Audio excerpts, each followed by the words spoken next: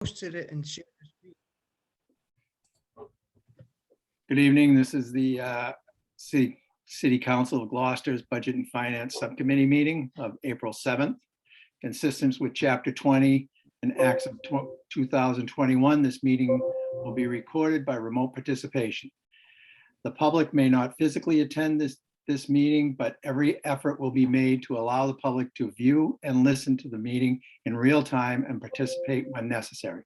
Person who wish to do so are invited to view the meeting at, do I read the web address? Do you have the motions template, Ms. Council Gross? I do. Okay, so on the top, on the second paragraph on the motions template is the legal language. Okay, yeah, oh, all right. Got it. If you are calling in on a phone, you can press *9 to request to speak. If you are watching on a computer or a device, there is a raised hand button that you can tap or press to request to speak. Please use either of these options to be recognized to speak. That it? Okay, so first item on our agenda is a memorandum from the Veteran Services Director requesting acceptance of donations in the amount of $350. We have told Adam Kukuru that he doesn't need to come because these seem to be coming at every meeting, and we pretty much know what's going on. We have two donations, one from the Trinity Congregational Church for $250 and another from Linda and Ed Camo for $100. So we have donations to accept in a total of $350. Should I make the motion? Is that the next move? I move to recommend that the City Council accept cash donations under MGL. What? We good? Okay. Under MGL 44, Section 53A to support Cape Ann Veteran Services in the amount of $350 for from the following members of our community. Trinity Congregational Church, $250, Linda and Ed Camo, $100, and I so move at $350. Second. Discussion. Second. Okay, any discussion we had? Thank you to Adam, as always. Discussion's over, so roll call vote. Jeff Worthley, Yes. Scott Memhart. You with Yes, us? thank you. Okay, you up to speed now? You want to take over? Yes. Okay, you got Not it. quite. I'm almost there. You got the helm. Trying to pull it up. Counselor Gross, you need to vote. Oh, yes, thank you. Motion passes 3 in favor, 0 opposed. It happens. All right. I can step in now. Thank you very much, Tony. I'll find all my things at the dog chewed shortly. Yep. All my paperwork. Councilor Memhard. The second item on our agenda this evening is a memorandum. Yeah, Councilor Gilman has just joined Yeah, the Sherry. meeting as well. Councilor Gilman has joined the meeting. Madam President. Hi, everybody. And Scott, I failed to, thank you very much. I failed to recognize Welcome. the city Welcome, Councilor employees Gilman. who were on. I failed to recognize who the city employees that were on also. If you want to do so. Yes, we'd like to. Yes, thank you, Tony. Can you hear me all right? Yep. Tony, Yep. can you hear me? We can hear you. Can you hear us? Can you hear me all right? Yes. Yes, Scott. Okay. Thank you, Tony. Yeah, I think I can. Jeff looks like he's frozen, but it's I'm plenty warm. where I am right the city employees present on our meeting this evening include Amit. How do you say your last name, Amit? Triani. Excuse me? Triani. Shai, thank you. from the Assistant Treasurer. Kenny Costa is off this week on a family commitment. We have CAO Jill Cahill, CFO John Dunn, our Shellfish Constable and Chief Watcher of the Waterfront, recently so awarded, Peter Seminara. Councilor Gilman is mentioned, and then Chief Eric Smith of the Fire Department. Did I miss anybody? No. Did you recognize So we're going to Sharon? go ahead with the second item on our agenda this evening.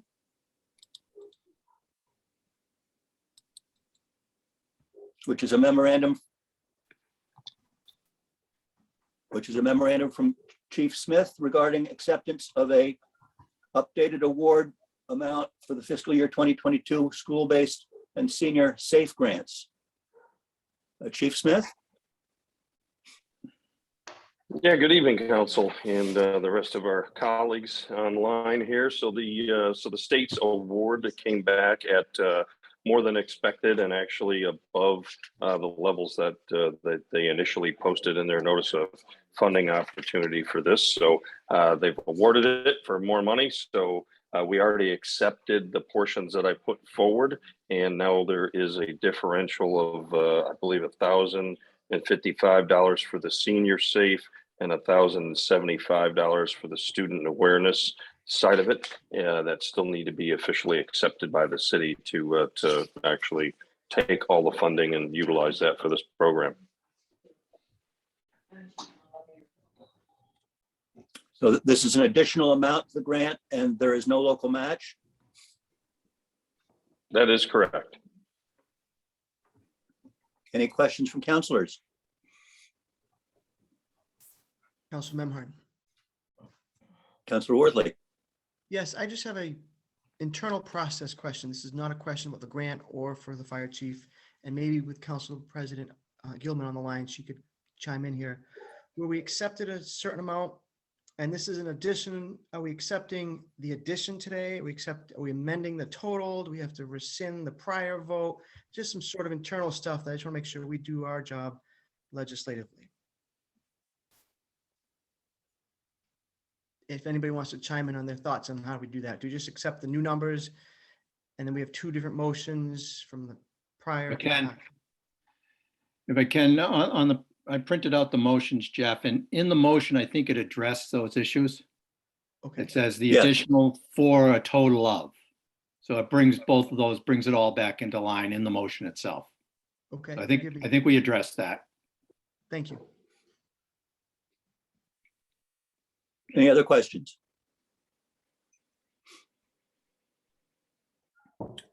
There being none, I'll go ahead and read the two motions. The first is to recommend that the City Council accept a state grant under Mass General Law 4453A, an amendment to the fiscal year 2022 Senior Awareness of Fire Education or SAFE grant for the Massachusetts Executive Office of Public and Safety and Security, Department of Fire Services, in the amount of $1,055 for a revised grant total of $3,055. This is for the purpose of providing fire and life safety education to our seniors. And there is no local match for this grant, and I so move. Second, Any further question or discussion? Roll call vote. Councilor Gross, Yes, Councilor Worthley, yes. Councilor Memhard, yes. Motion passes unanimously. The second part of the motion is related to the children's side of this grant program. And I would move that the City Council accept under a state grant under MGL 4453A, an amendment to the fiscal year 2022 school-based student awareness of fire education SAFE grant from the Massachusetts Executive Office of Public and Safety and Security, Department of Fire Services. And this is in the amount of $1,075 for a revised grant total of $5,175 for the purpose of providing fire and life safety education to middle-aged children. And there again is no local match for this grant, and I so move. Second, Before we cast a vote, Chief Smith, maybe you could help just explain to Councilor Wardley and the committee how your staff take advantage of these routine underwriting grants? Yeah, so we've got one lieutenant in particular that kind of heads this up and does the bulk of the training and education with the kids. So they go through the life safety educator program with the state and follow the state's guidelines and program on this to deliver the training to both our seniors and various levels of age groups within all our schools. And so the program's been pretty successful. I think we restarted this shortly after I got here some 10 years ago almost.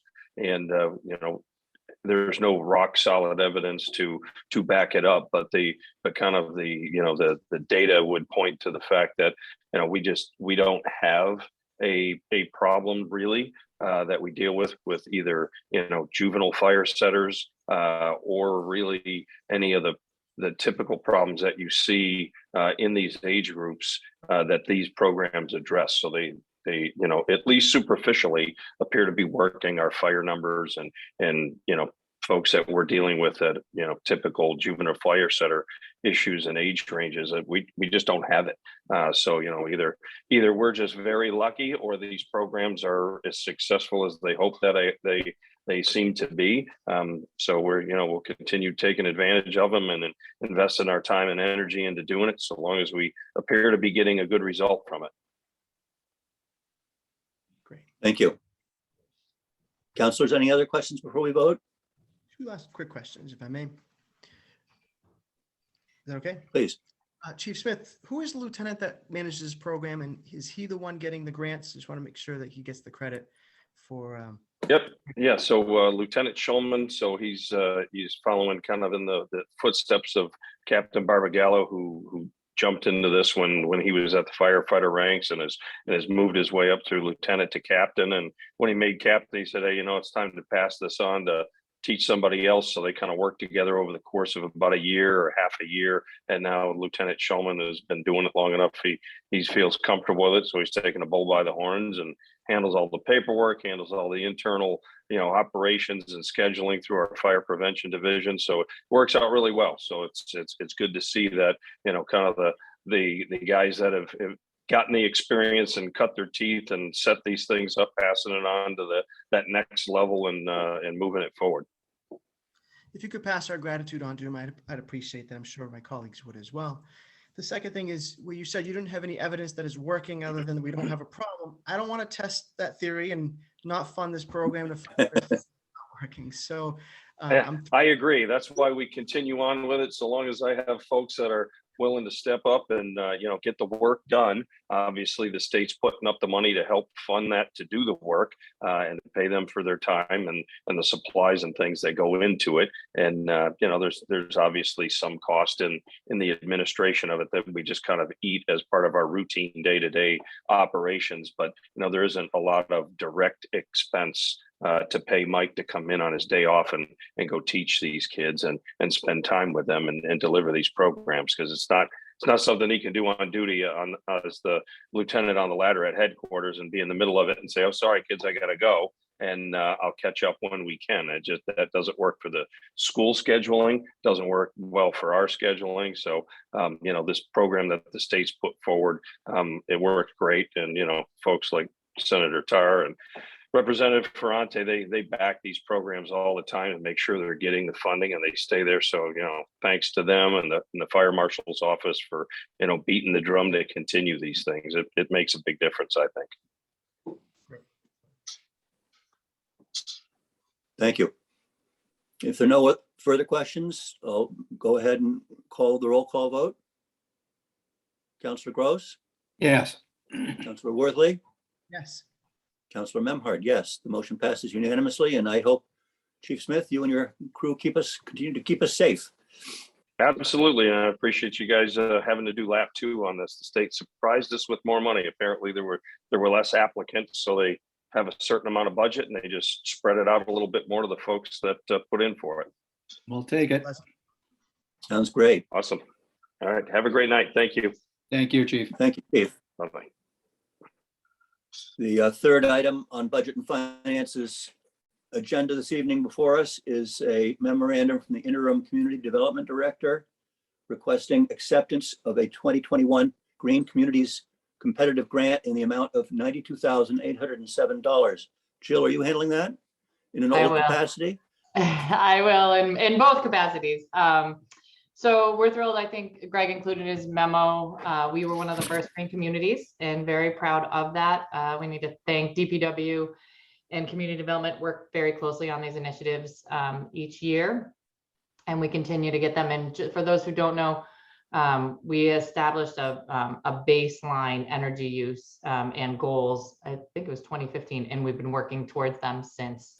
I don't have the status off the top of my head, but it does change regularly. So this is this year's iteration of it. Again, we work with DPW to identify kind of the biggest bang for the buck. I think the LED lighting upgrades we've been doing pretty regularly throughout buildings.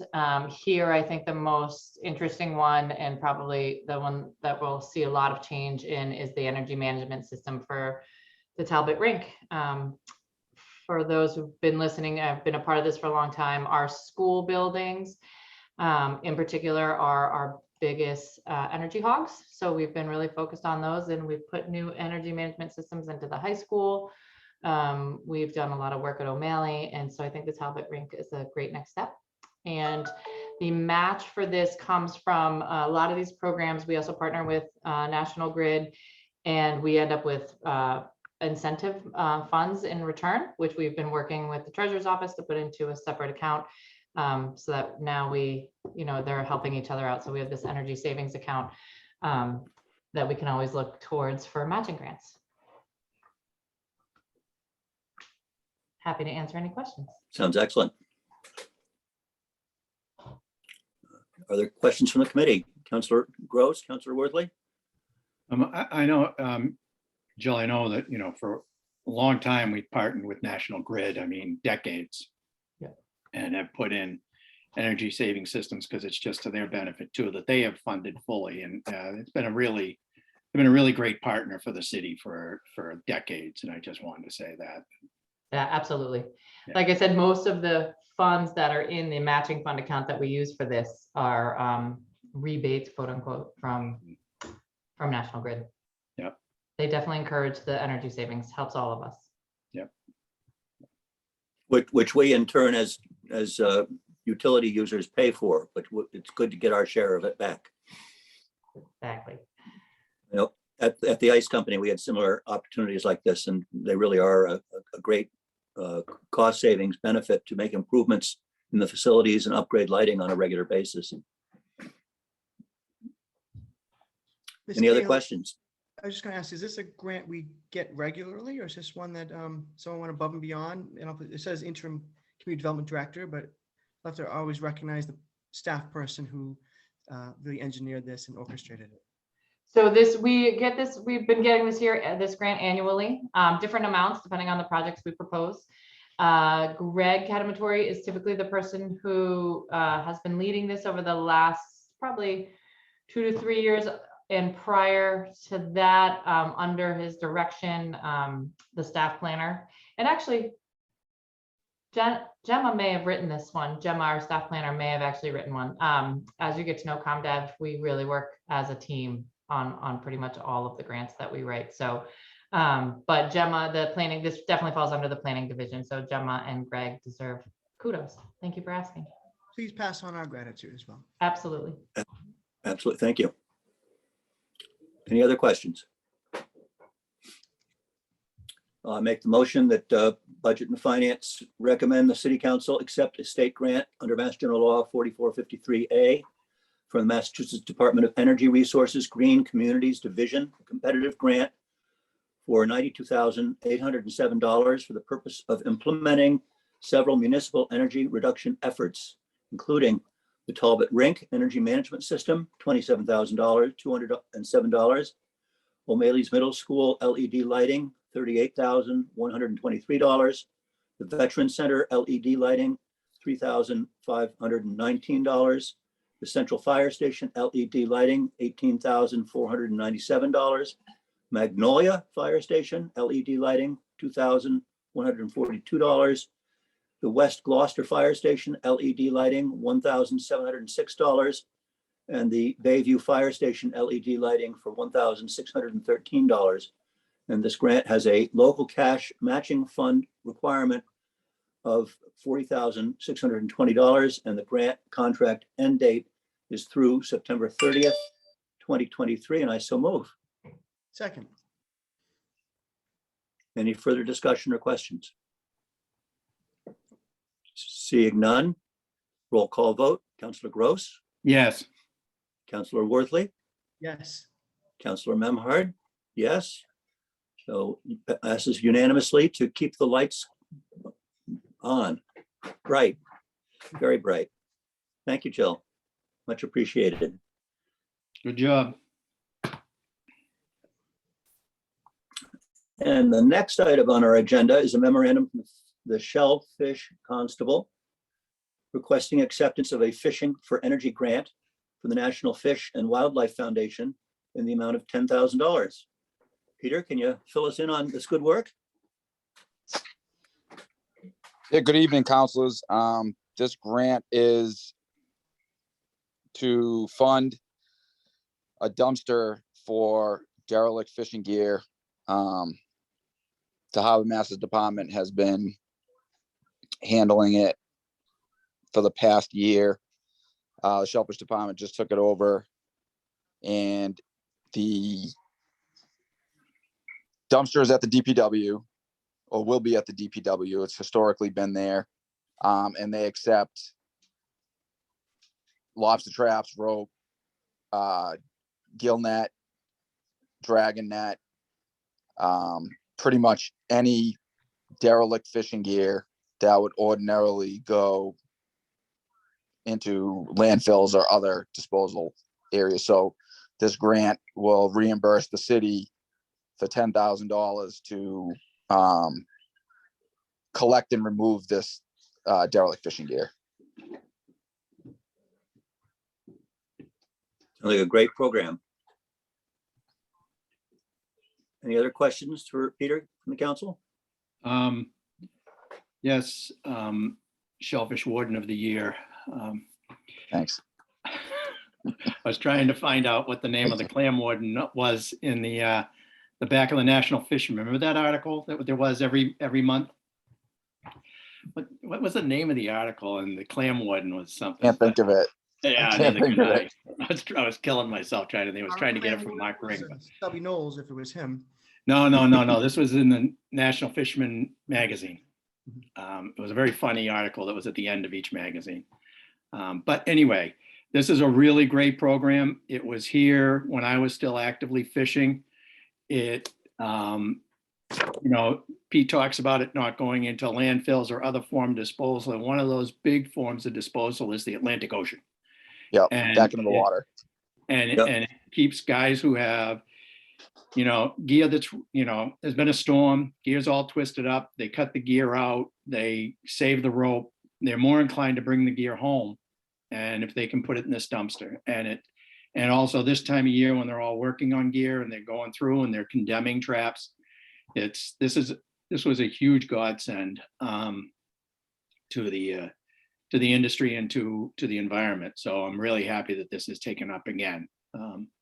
So I think that it's more in the purview of the Fisheries Commission though. So I think that particularly since it's over the summer months and that's when you guys are working 24/7 out on the flats, not just because of the commercial guys, but a lot more because of recreational and illegal clamming is more your focus. So we'll see how we can make sure that this thing gets emptied properly by somebody paying attention to it.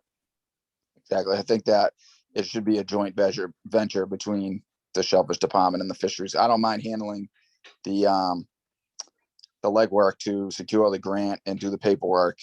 But as you said, during the summer, I'm pretty overwhelmed as it is that if the Fisheries Commission would be able to maintain the dumpster and alert me when it needs to be emptied, that would probably be the best course of action.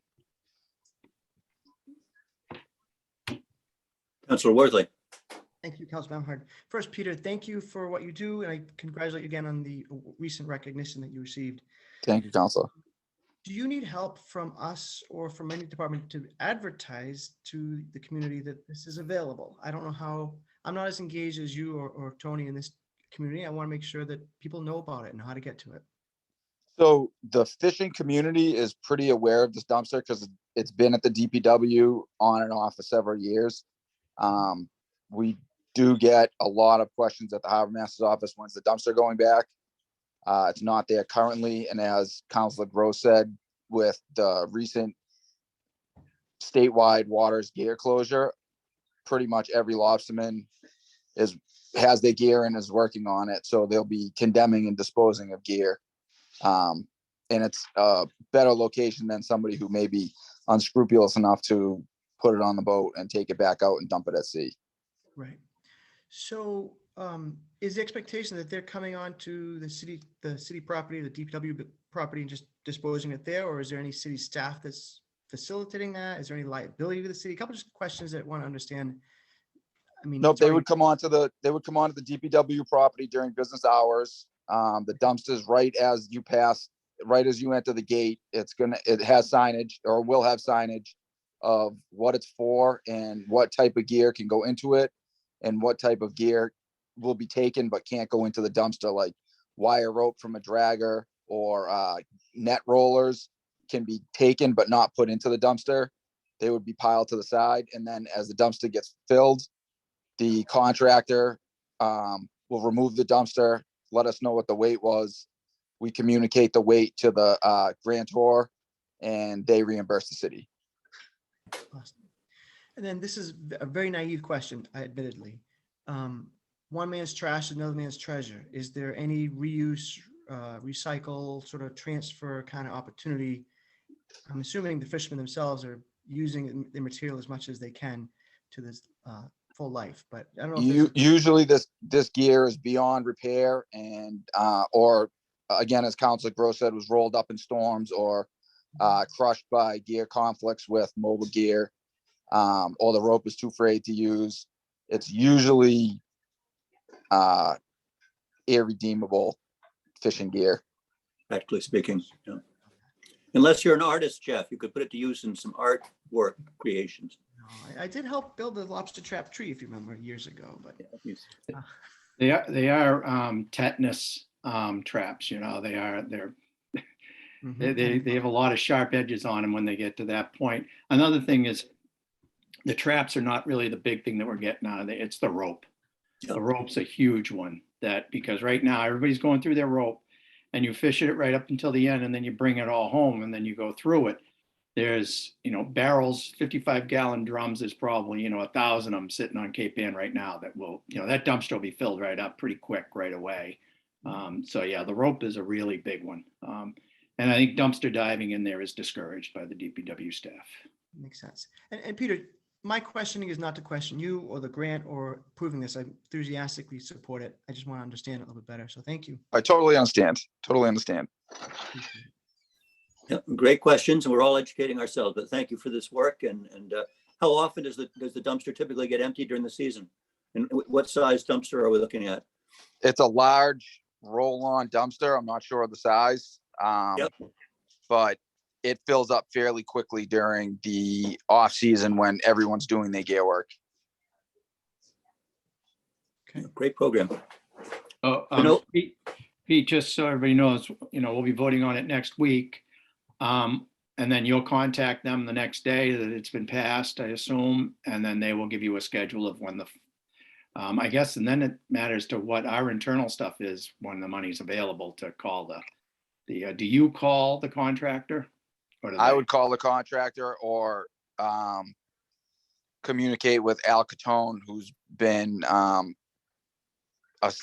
very interested in this project. One of us will probably be Great. the point man with the fishing community. I'm not sure what contractor they used last year. I want to say it was Hiltz. We'll probably try to stay with them. Their price, I believe, was the best. And then it gets emptied as it reaches capacity. I'm not sure of the frequency right now, but I'm pretty sure that it will go fast in the beginning. Okay, so we'll have to check and see if we need to hurry it up by putting a vote to reconsider on it at the full council, I guess. To make sure that you can get it, because it's in dire need right now. I know that. Exactly. It's time sensitive.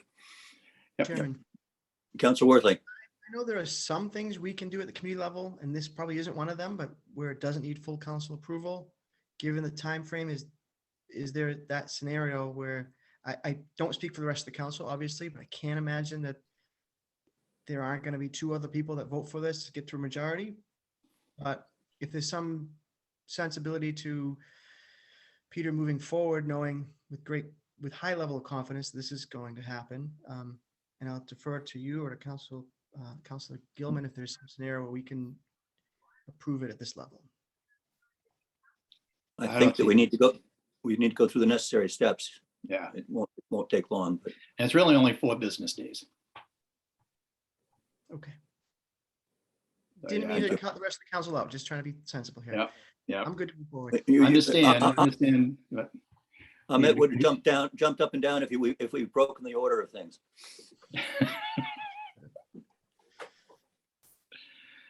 all right, thank you, Mr. Constable of the Year. Yes, sir. Thank you, councilors. So I'll read the motion to recommend the city council accept a federal grant, Mass General Law 4453A, a National Fish and Wildlife Foundation grant in the amount of $10,000 for the purpose of funding a dumpster used to dispose of derelict fishing gear. There is no local match for this grant, and I so move. Councilor Second. Gross. Thank you. Yes, Councilor Worthley. Yes. Councilor Memhard, yes. Peter, your motion passes unanimously. We hope you could proceed promptly, and thank you for the wonderful work you've done for the community. and go Thank get you, those councilors. green, Have a good evening. go get those green head boxes now. Thanks to Councilor then the Gross. green- Take care. And then the green crabs. All right. Bring the green. The next item on our agenda this evening is a memorandum from the DPW Director requesting acceptance of a 2022 SHRAB Veterans Heritage Grant in the amount of $15,000, and this relates to cemetery care. Who's going to handle that this evening? I am counselor. So Thank I you, am John. stepping in for Mike Hale, who could not be here tonight. And I don't mind. I actually like very much the name, the Massachusetts Shrab. So just a great, State Historical Records Advisory Board. yes, it is. So this is a $15,000 grant. And basically it is for restoration and preservation of historic grave markers in 4 of the city's cemeteries. We've done some of this in the past. Your package had a tremendous amount of information in terms of the identified markers and what was going to be done, as well as the folks who are in fact interred there and their dates of death and some, basic biographical information. So we want to thank Mass Shrab very much. This is a project that will go very well and kind of restore historic cemeteries and make sure that the markers will hopefully stay around for another 200 years in some cases or more.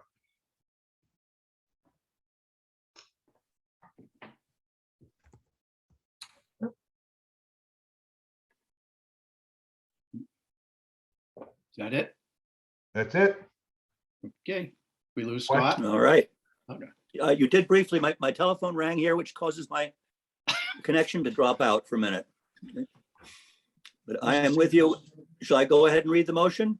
Or is there further discussion? Knock yourself out. What's that? Knock yourself out. All right, thank you. Happy to do so.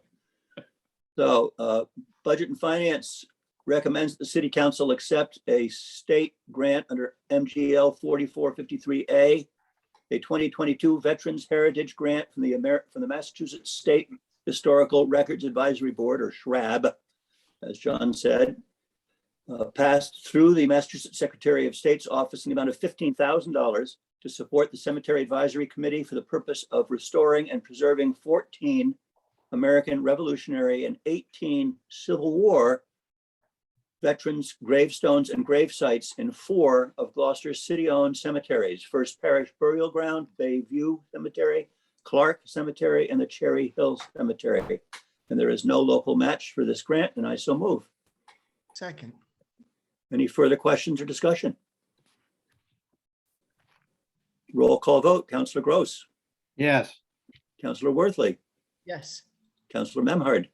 Yes, our veterans and their cemeteries will appreciate it. Thank you. Thank you, John. Thank you. And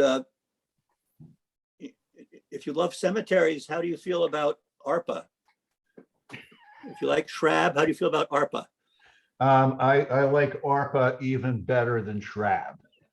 You know, other than accepting some grants from MSBA for school building projects, I don't think I've ever asked a council in my 25 years to accept this amount of money, $23,175,468. So again, as I had mentioned in my cover memo, this is the total of 2 allocations of ARPA money that are designated directly for the city of Gloucester. The first is our direct municipal allocation of $17,264,797. And the second piece of this is our piece of the county allocation. And that is in the amount of $5,910,671. So I think you need to restate that in the millions. Oh, what did I say? Okay, 5,910,571. So in our case, because we do not have a functioning county government, that county allocation comes directly to the city. If we're still in part of a functioning county government, such as Plymouth, that would go to the county and then be reallocated from there. So what we have again is these 2 pieces. We have already received half of that, $11,587,734. We expect the second half of that to come in sometime, really within the next 6 months, according to the schedule that we had received a while ago.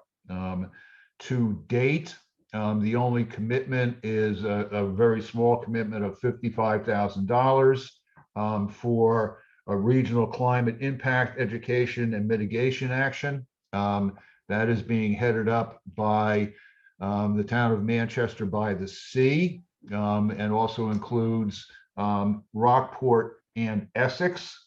That will be done with support from some folks who do this kind of work at Harvard. So we'll be coming up and doing interviews and listening, and then coming up with a report at the end. But that is really the only thing that has been allocated to this point. Mayor Verga plans to go out and establish an outreach and hear what the community has to say on allocation of these funds as we move forward. So that will take some time. I included a little bit of information on the big general topics and contents of what we'll be able to spend the money on. More importantly is what we can't spend the money on. And that is, we can't reduce taxes. We can't make payments for premium funds. And we can't basically retire pension obligations or OBRA obligations. But most of this is aimed at infrastructure, COVID support. And if you want to go on the U.S. Treasury website and you have time to read all 1,300 pages of guidance, let me know what you find out. So there will be additional information coming out. There are seminars. Again, a lot of this will be directed by what the mayor hears from the community. These funds at this point are expected to be spent by December 31st of 2024. So there is a reasonably comfortable period of time to thoughtfully consider how we want to expend the funds. This is great news for the city of Gloucester. I'm very happy to present this and would ask for your consideration to approve the receipt of $23 million. Councilor, questions? Thank you, John. Or Jill, did you want to add to that in any way in terms of the mayor's planned process around public input and ultimate use? Sure. So I just want to clarify that the piece, it's very important to the mayor that we look at this holistically. So the piece that's already been committed was committed to the prior administration, just so that we're clear, because we have had a lot of requests. And so the approach that the mayor is taking is we are convening a small group to do listening posts. We have 2 members. We're looking for 2 members of the CIA Capital Improvements Advisory Board, 2 members of the Economic Development Industrial Corporation. And then we also have somebody who has agreed to kind of chair them, kind of keep everybody organized and keep them going. We intend to work with the ward counselors to set up listening posts in each of the 5 wards. And then we'll probably do a general one here in City Hall if possible to be in person. Those are really just that, really let people come up, talk to us about all the different things. I mean, I will say we've been approached from everything from arts to housing to infrastructure. So we're looking forward to hearing where the community's priorities lie, and then having that group making recommendations back to us, which we of course will share with the council, and we'll take it from there. And we're hoping to, like similar to what John shared with you, at least give the guidance of what we know we can't. But it's more complicated. So the listening session will be just that, all listening, and then we'll do the heavy lifting behind the scenes to figure out, can we not, how do we do that? Because it is complicated work, but we're looking forward to it and really looking forward to the collaboration with the council and the public on this. As my internet clicked out again just now, I wonder if improving the community's broadband access for high-speed internet is part of that possible infrastructure that we can encourage investment in. But Councillor, I'm sure you have other questions for Jill or for John or our own research. But Tony, do you want to go first? I'm good. Councillor Worthley. A few questions and comments. First of all, thank you to Jill and to John for presenting this. It's the largest amount of money we've seen, I think, this year and probably for a long time. So I'm looking Probably in forward- your lifetime. Actually, no, but that's another conversation for another day. But it's the biggest amount of money that this council's worked with, as far as I know. And I'm sure there's already more things we could spend the money on than $25 million. I wondered if you need any help from the council in terms of sort of guidelines of what we feel as a group legislatively.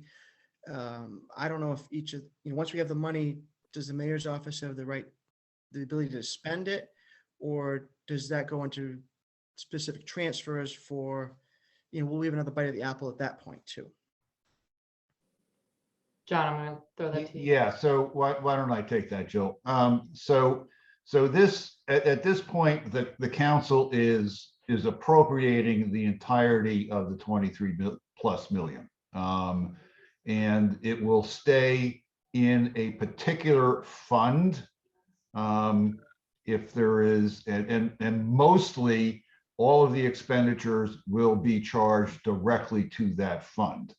There could be some situations where there might be transfers out, but those transfers will always be tracked from this particular fund that these, that the ARPA receipts are going to go into, and we'll be able to track where they go out. But for the most part, all 23 million will be credited to the ARPA fund, and then expenditures will be charged directly to that fund. So we could end up with, for example, at the end of this, 100+ expenditure lines in this particular fund for whatever we decide to do.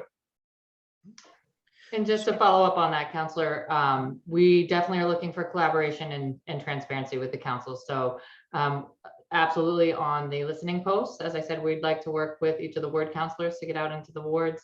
We'll need your help getting the information out to the public to have attendees there.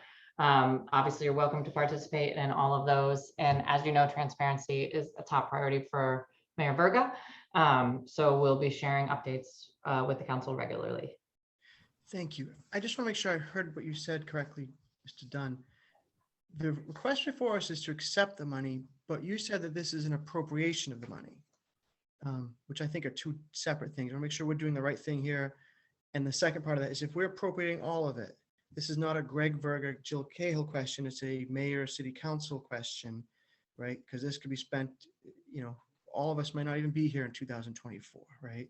So are we saying that, and I say this respectfully, because I do trust Jill and Greg that you're going to do the right thing and be transparent, but we know that's not always been the case with every mayor in the history of time, right? So are you saying that going forward, you have $25 million you can spend and there isn't council authorization going forward unless there's specific transfers? I just want to make sure I understood it correctly. So yes, so you are accepting this $23+ million to be expended according to the rules established by the U.S. Treasury. So for example, even if the council decided that they would like to do something, as might happen in a regular appropriation matter, unless the Treasury says we can spend the money on it, it can't happen. So that's it. So you're accepting this grant that can be expended according to U.S. Treasury rules. By the administration without. By the administration, yes. Okay. Do we need to procedurally do this differently? Because the agenda item says requesting acceptance. It doesn't say and appropriating. Well, so again, so you're accepting it, and the appropriations will come in the future. After the listening posts are established, the requests are parsed and then lined up against the ability to expend those according to the U.S. Treasury rules. So this is the acceptance of the grant. The appropriations will follow at a later date. Understood. Do my colleagues hear that the same way I heard it the second time? So make sure we're all on the same page. Yeah, I heard that there's no council approval required to spend these monies. Is that correct, John? There is no additional appropriation action required by the council. That is correct.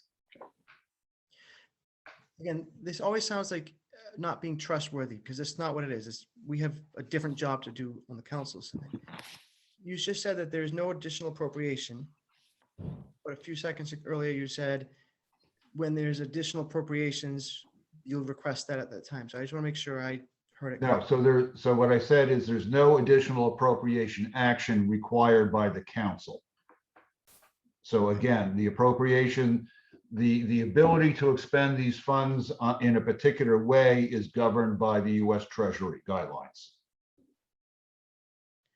So I'm sorry, I'm hearing it differently. I just want to make sure I got it right. I trust this administration. This is not that. But are we also saying that the mayor's office could say, we want to spend $23 million on X, and if it fits the U.S. guidelines, there's no other community or there could be the possibility of no other community or city council involvement legally? Well, yes, that could happen, Counselor. Really, would that happen? No, I don't think. I don't think so. I don't think it would happen either. I just make sure we're clear. This could be a policy going forward for future administrations, and maybe there's more money coming in. I just want to make sure we do this right from the beginning. So I don't have any further questions. I just want to hear it so that we're all on the same page. Yep. Thank you. Counselor Gross, you're good? I'm good. Okay, I'll go ahead and read the motion, which is Budget and Finance recommends that the city council accept a federal grant under Mass General Law 4453A, a U.S. Department of Treasury grant in the amount of $23,175,468 to be expended according to the guidelines established by such agency for the expenditure of such funds under the Coronavirus State and Local Fiscal Recovery Funds, SLFRF program. There is no local match for this grant, thankfully. It's hard to have a local match for something like this relative to our budget. The SLFRF grant funds may only be used for costs which are incurred within a specific time period, beginning March 3rd, 2021, with all funds obligated by December 31st, 2024, and all funds spent by December 31st, 2026. And I so move. Second. Further questions or discussion? Just let us know how we could be helpful in getting the message out, and look forward to participating in this. Yep, this has been a long time coming and it's highly anticipated. It's a wonderful opportunity for the administration and the council to affect the future of the city in constructive ways and to address some of our problems in a constructive manner. Not all of them, and that's the job before us, is to help work with the administration to make sure that the funds are guided wisely. Thank you, Jill. Thank you, John. You're welcome. If there are no further questions or comments, roll call vote. Councilor Gross, Yes. Councilor Worthley, Yes. Councilor Memhard, yes. And we'll be before the council for acceptance of this amount moving forward. Thank you, Jill. Thank you, John. You're welcome. Thank Thank you, you. Councilor Gilman. Good night, everyone. Thank you. Good night. Good night. Okay. And now Kenny has authorized Amit to summarize for us the accounts having expenditure exceeding authorization and the auditor's report and other related business. Good evening, councilors. As you can see, most of the accounts on the report are there from last time. We do have some new accounts that are school accounts. Our office is working with the school office. They should be submitting transfers of expenditures, so that should cover those. And as we approach year end, departments will start to look at more of these accounts, and transfers will start to happen. And once we get to year end, I'm sure our CFO John will take care of most of these deficits. Yes. Thanks a bit.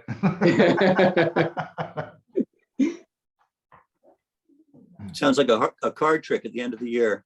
Yep. John, I got a question. Sure. Do we see the transfers that are happening, in the DPW? Let's say they have a personnel transfer from one line item to another. Do we see those? Do we have to see those and vote on them?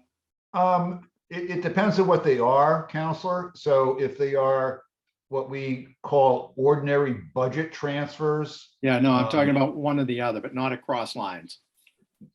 So if it crosses lines, then yes, you have to see. Yeah. them. Right. Yeah, yep.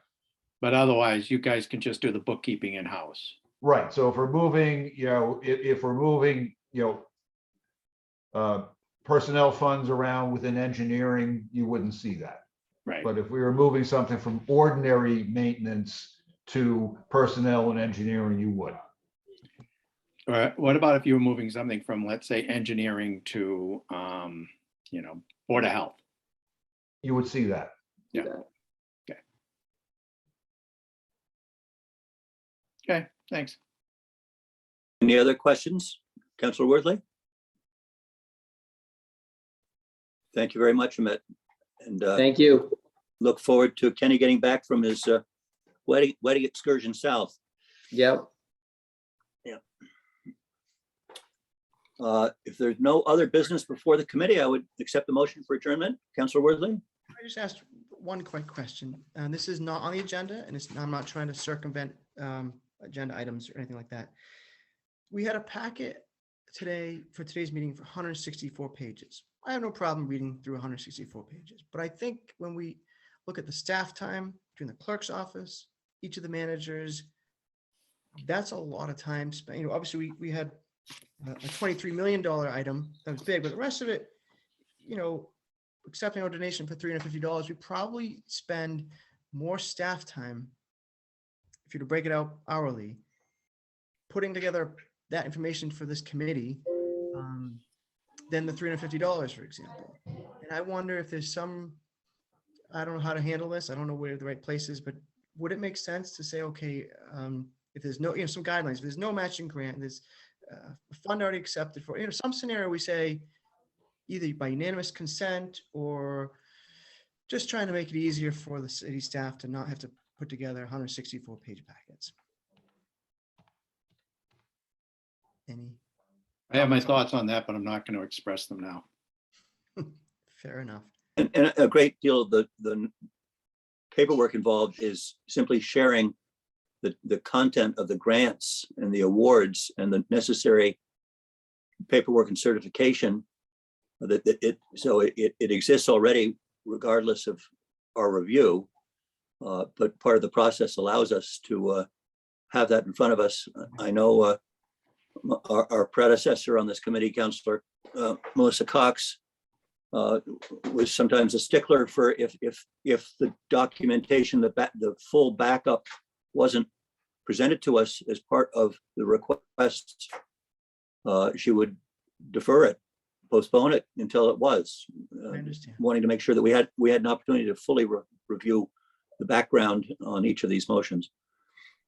So I understand. I just feel badly with the chief of police come out to a meeting. Obviously he's not out because we're remote, but it's just a lot to ask for something that's, you know, we haven't denied one acceptance of one grant yet. I don't anticipate that we would unless there's some different criteria. So it's just food for thought. We don't need to spend any more time on it tonight, but I'd love to see the way that we could make it a little easier for city staff to not have to come to another meeting for either if there's a threshold amount or if there's a categorically a different type of grant or donation that we're receiving.